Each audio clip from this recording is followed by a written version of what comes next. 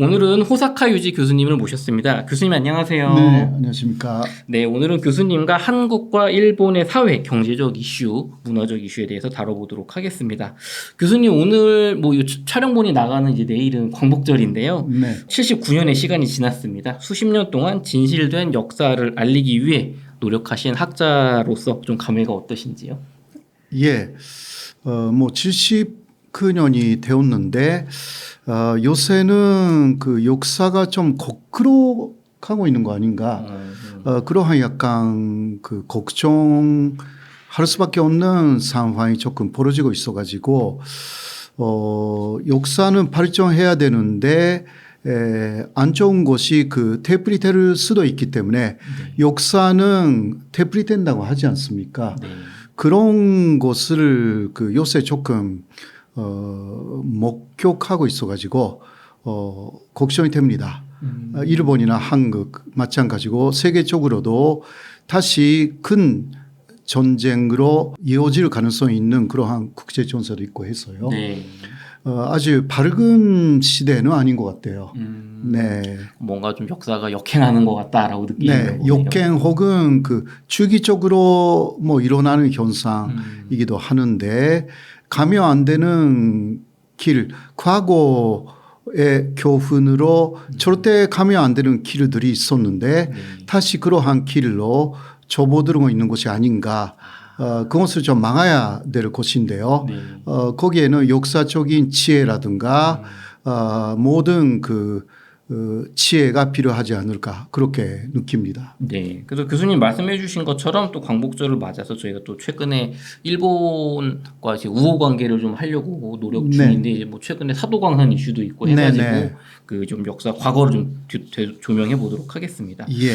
일본은 말로는 과거 식민 지배를 사과했다고 하지만 독도를 다케시마라고 이제 명칭을 하고 일본 땅이라고 백서에도 넣고 또 저희 위안부 할머니들을 자발적인 매춘부 취급을 하고 있습니다. 심지어 소녀상을 없애려고 로비까지 다른 나라에 하고 있는데요.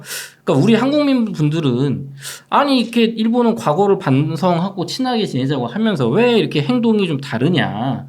그래서 왜 이렇게 일본은 과거를 반성하고 행동으로 좀 이렇게 변화가 좀 나오지를 않는 걸까요? 우리 기대만큼. 아무래도 그 독일하고 좀 비교되는 부분들이 좀 있잖아요. 네. 독일은 그 후속 조치가 상당히 철저하게 되었다라는 부분이죠. 네. 그러니까 예를 들면 독일에서는 그 나치 독일에 대해서 그것을 그 찬양하거나 그렇게 하지 못하게 금지되어 있고요. 네. 그 법으로 그러니까 나치를 찬양하며 이거 범죄가 되어 있습니다. 예, 이게 그 굉장히 중요한 부분이죠. 그 법률이 그렇게 되어 있다라는 거. 그리고 나치 독일이 뭐가 잘못됐는가라는 것을 학교 교육에서 쭉 가르칩니다. 이것도 학교 교육법에서 그런 식으로 즉 그 과거 독일이 잘못된 그러한 내용을 그 젊은 세대들에게 계속 그 교육이라는 수준에서 전달한다라는 것이 이거는 그 독일 안에서 법적으로 즉 지켜온 내용이 있습니다. 그래서 매년 유대인에 대한 사과 네. 그리고 침략 존재에 대한 사과를 하는 거죠. 그러나 그거는 매년라기보다 기회가 있을 때마다 네. 합니다. 그러나 일본은 너무 그것을 했다 그런 식으로 그 이야기를 하고 할 만큼 했어 하고 하는 하루만 더 이상 뭐를 할 필요가 있냐 이런 식으로 하는데 독일하고 전혀 다르죠. 그리고 일본 안에서는 그런 법 자체가 하나도 없습니다. 그러니까 과거 침략을 했다라는 것은 일본은 2차 세계대전이 끝나고 또 52년에 다시 독립될 때까지 샌프란시스코 조약 체제였잖아요. 그때까지는 반성하는 척했어요. 그때까지는. 사실. 그리고 샌프란시스코 조약 그 안에 제11조라는 게 있어요. 그거는 일본이 과거 침략자였다라는 내용이 담겨져 있어가지고 그것을 그 연합군하고 합의를 해가지고 조약을 맺은 거예요. 그것을 인정하여서 일본은 독립할 수가 있었어요. 우리가 침략국이었다는 걸 인정하는 대가로 독립을 한 거예요. 사실상 그래요. 예, 조금 그 표현은 다르게 되어 있지만 다 그렇게 해석할 수가 있는 내용이었습니다. 그러나 일단 독립된 이후는 태도가 달라지기 시작한 거죠. 특히 완전히 달라지기 시작한 것은 특히 아베 정권이 돼가지고 아베가 일본은 과거 침략자였다라는 것을 부정하기 시작합니다. 네. 그렇게 하면 그 독일에서는 촌리가 그렇게 하면 즉각 그 날에 사임해야 돼요.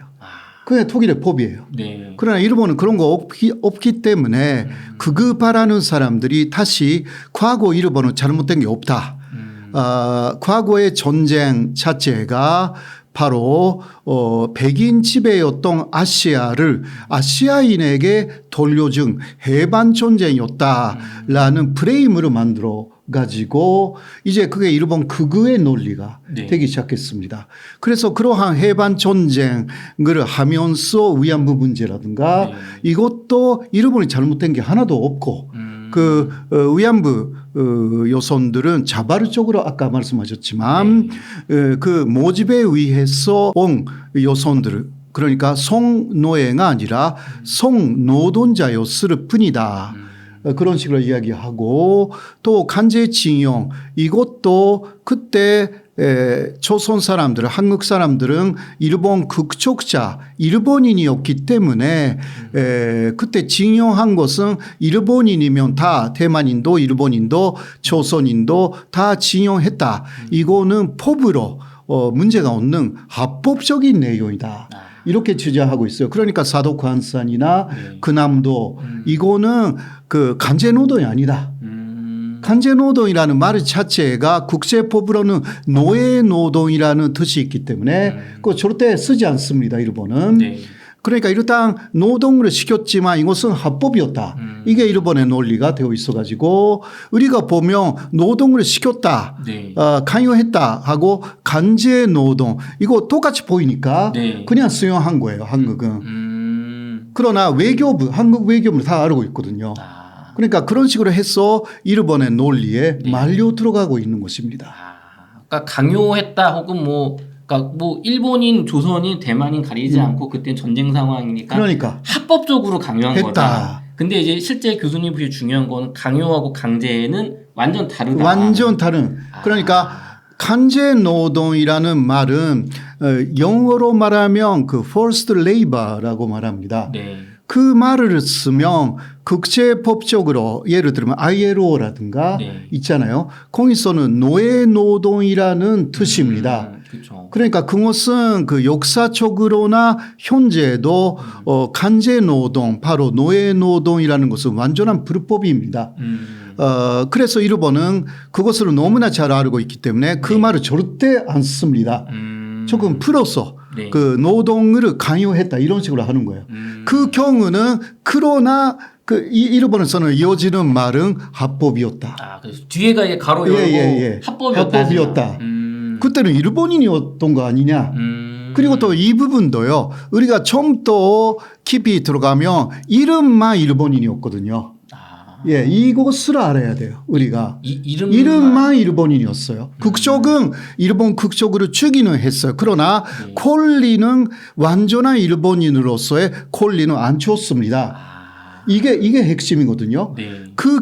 그러니까 그 핵심은 뭐냐? 선거권이에요. 선거권을 안 줬습니다.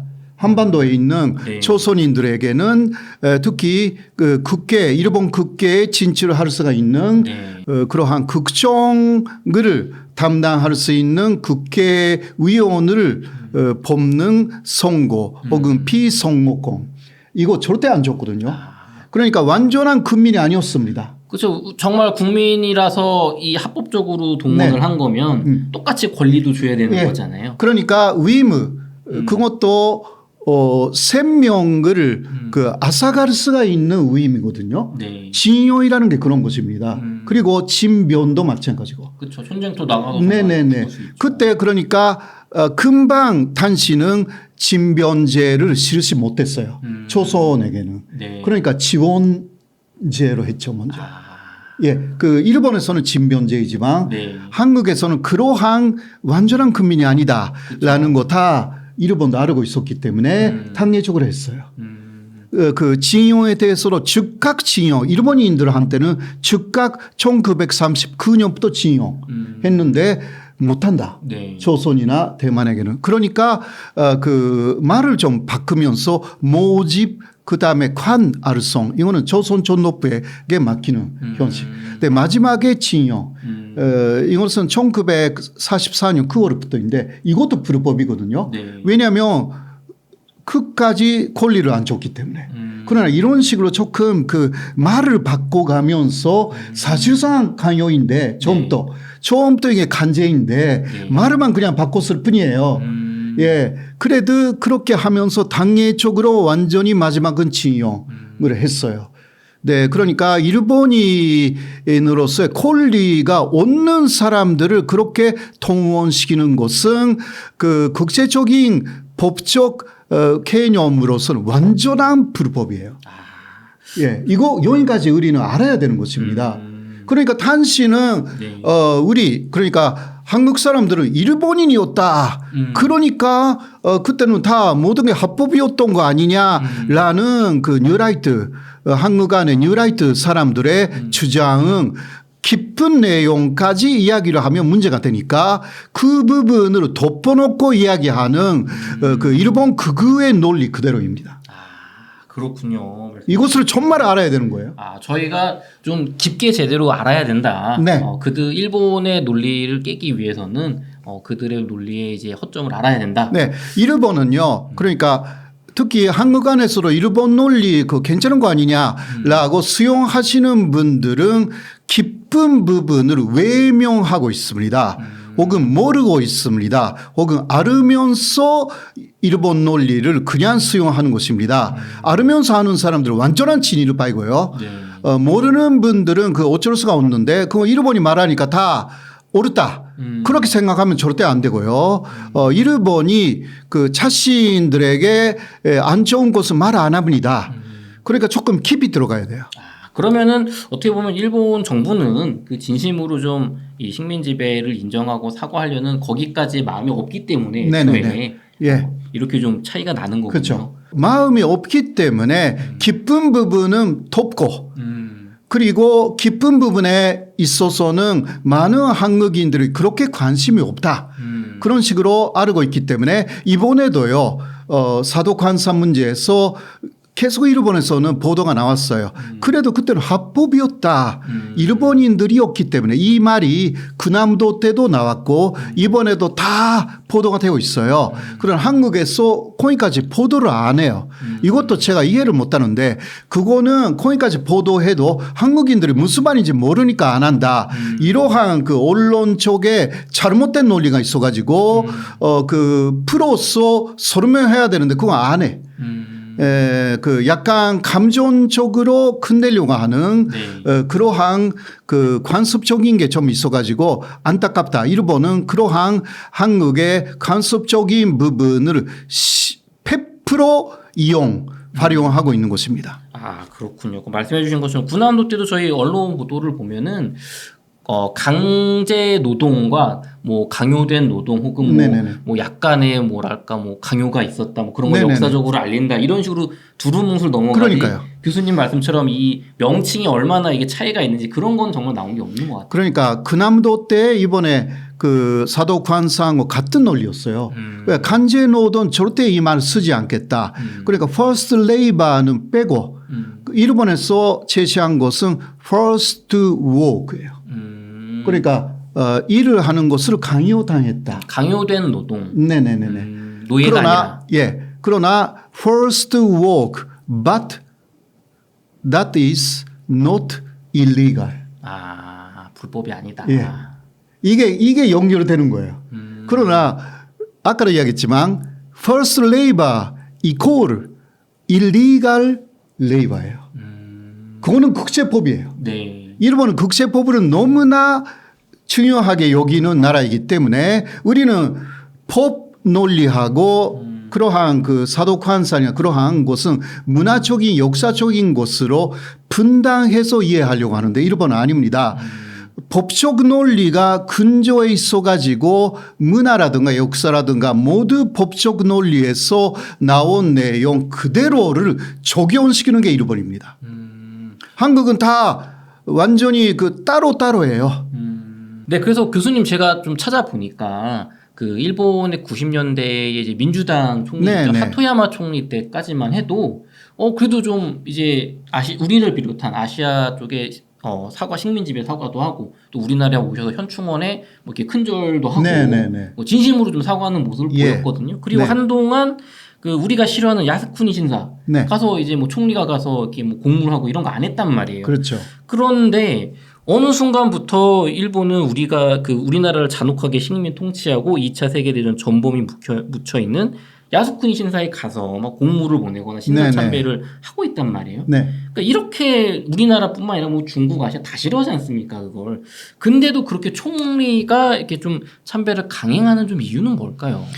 그거는요, 먼저 일본 내에 그 진보와 보수의 대결부터 시작됐습니다. 일본 안에서도 그 진보계 인사들이 굉장히 많은 언론이라든가 그런 데 많이 들어갔기 때문에 이대로 가면 일본이 전체적으로도 진보로 넘어갈 가능성이 있다. 그러니까 민주당 정권이 있었고요. 그러니까 거기에 상당히 뭐라고 할까 위기감을 느낀 일본의 특히 극우파들이 자신들도 논리가 필요하다. 아무래도 그 진보계가 여러 가지 논리가 강하니까. 그래서 이게 그 1993년쯤부터 시작됩니다. 왜냐하면 1993년 고노 담화가 일본에서 발표되어서 위안부는 강제적으로 동원된 사람들이다. 이러한 내용을 일본 정부가 인정했다는 거예요. 사실상 1993년 자민당 정권이었지만 고노 요헤이라는 관방 장관 그때 또 미야자와 촌이라는 사람이 자민당 촌이었지만 상당히 그 중도파였어요.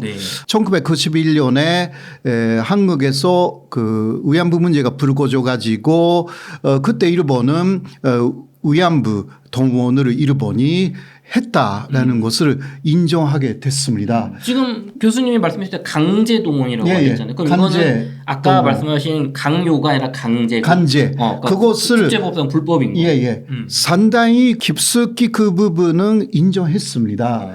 그러나 거기에 반발하는 역시 같은 자민당 내에 극우파가 이것이면 안 되겠다라고 해서 위안부 문제를 부정하고 일본의 과거는 옳은 역사였다. 그러한 극우의 논리를 만들기 시작합니다. 이게 그 위안부 문제에 대한 그 고노 담화에 대한 반발이 컸어요. 그래서 그때 조르모토 아베 신조가 중심이 돼가지고요. 이제 그 극우의 논리가 만들어지기 시작됩니다. 그래서 새 역사 교과서를 만드는 모임이라든가 역사 수존주의가 일본 안에서 굉장히 많이 바르바르하게 그 만들어지기 시작합니다. 그것을 실제로 아베 정권이 먼저 2006년에 1차가 만들어져 가지고요. 2차 2012년 12월에 2차 아베 정권 이때부터 본격화가 된 거죠. 그러면 어떻게 보면 한때 좀 반성하는 정말 좀 이제 그 세력도 있었는데 아베 총리가 이제 정권을 잡고 나서부터는 이제 부정하기 시작했다. 그리고 아베 정권이 너무 길었어요. 7년 8개월이나 있어가지고 그 이후 그 스가 정권도 아베 정권을 계승했고요. 키시다 정권도 키시다 씨 자체는 친도파이지만 아베 정권처럼 가지 않으면 안 된다고 그렇게 마음으로 먹어가지고 친도였지만 거의 아베하고 똑같은 노선을 지금까지 채택해 온 거죠. 이러한 10년 정도 사이에 일본 전체가 상당히 보수화가 된 것입니다. 그러면은 교수님 저희가 또 그 과거를 잊지는 말아야겠지만 네. 그렇다고 일본이 이제 이웃 국가로서 과거를 이제 넘어서 양국이 다 과거를 이제 서로 인정하고 반성하면서 미래를 향해 가자. 이거는 목표는 공동의 그렇죠. 목표잖아요. 네. 근데 이렇게 일본이 이제 과거를 부정하는 상황에서 우리는 좀 어떻게 해야 좀 이 난국을 헤쳐나가면서도 좀 이렇게 평화로운 그런 좀 양국 사이를 만들 수 있을까요? 예, 아무래도 그 대단히 중요한 것은 한국에서도 역사 학계가 있고요. 네. 그리고 올바른 역사 인식을 갖고 있는 분들이 꽤 많이 있습니다. 그러한 올바른 역사 인식이 그 한국에서는 정권에 많이 반영되지 않습니다. 이러한 부분이 아쉬운 거죠. 근데 일본은 오히려 그 역사학계라든가 특히 아베 정권이나 그 극우 정권의 경우는요, 그 극우적인 역사학계. 예, 그러니까 그 사람들도 논리를 계속 만들어요. 학계 수준에서. 네. 예, 그러나 그게 물론 정권에 따라서 그게 상당히 그 좀 차이가 있거든요. 네. 그러니까 올바른 역사가 아니라 그 아베 정권이나 그러한 그 일본의 포스파 특히 극우파 정권에서는 자신들의 맞는 그러한 그 역사학계 혹은 역사 논의 이런 것을 또 그 만들게 했어요. 만들게 해서 그것을 갖다가 그대로 정권의 하나의 그 아이덴티티로 만들어 놨습니다. 그래서 그 상당히 논의가 왜곡되어 있지만 그 진행되는 거예요. 일본은요. 어떤 면에서는. 근데 그러나 한국은 그때 전체적인 상황에 맞게 전체적인 논리로 가기 때문에 연결되지 않습니다. 네. 인식이 연결되지 않는다라는 거죠.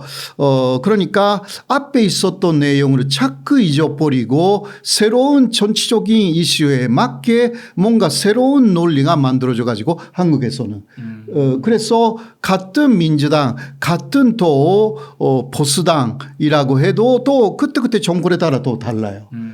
예, 이것은 그 만들어진 논의 이상으로 전체적인 논의가 우선시되어 있는 게 그 한국이다. 일본은 물론 전체적인 논의가 있지만 그 근조의 일관되게 흐르고 있는 그 하나의 역사적인 인식, 법적인 인식 그것을 그 근조에 가르고 정권이 운영이 됩니다. 조금 그 차이가 있어요. 한국은 그것보다 그때마다의 정권의 사상 이게 가장 커요.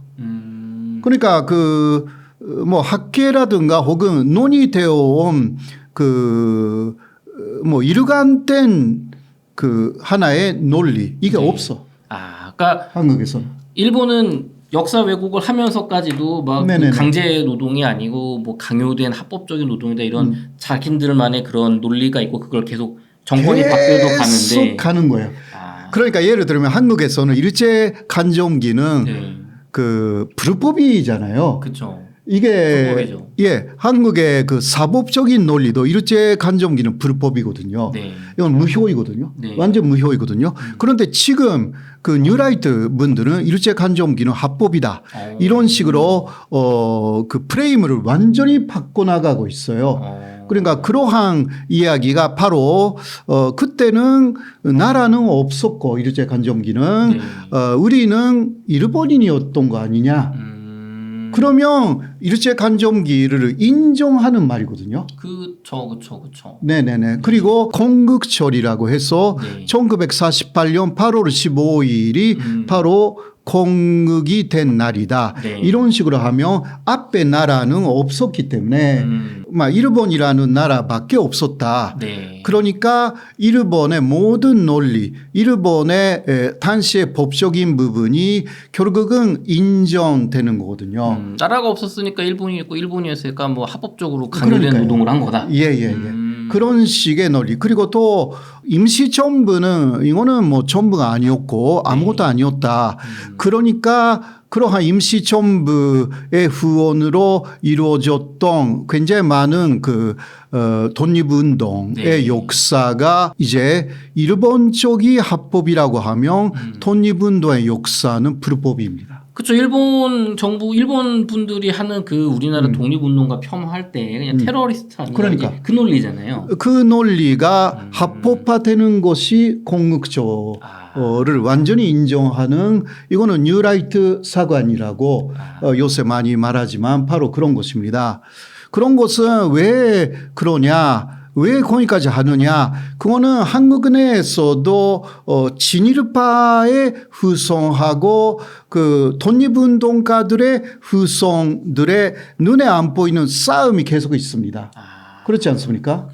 예. 네, 현재까지 한국의 역사에 있어서 아무래도 그 독립운동가들의 후손들이 더 우세였습니다. 그렇지 않습니까? 네. 그거는 포스 진보를 만농하여서 그 이승만 대통령도요 윤봉길 의사 인정했죠. 그렇죠. 기타 독립운동에 임종이 중심되어 가지고 대한민국 정부는 수립되었다. 이게 이승만의 신념이었거든요. 네. 그러니까 노예산 때에 놓여져 있는 한국을 그 이제 독립시킨다. 이 노예산 때에 놓여져 있는 한국이라는 게 바로 그 1943년 가이로 선언에 기재가 된 바로 이게 처칠, 루즈베르트 잔재에서의 합의예요. 노예산 때에 놓여져 있는 한국. 그 뜻은 뭐냐? 당시 한국은 일본에 있어서 노예였다. 그러니까 일본 지배는 불법이다라는 뜻이었어요. 네. 참 말씀을 들어보니까 그런 건국절 논란이라든가 이런 네. 것들이 있을 때 그냥 단편적으로 생각을 했는데 이게 논리적으로 다 어떻게 보면 다 연결이 되어 있는 거예요. 연결되어 있어요. 그러니까 지금 뉴라이트 분들은 자신들의 목적을 위해서 이승만 대통령도 이용하고 있다고 저는 생각해요. 예.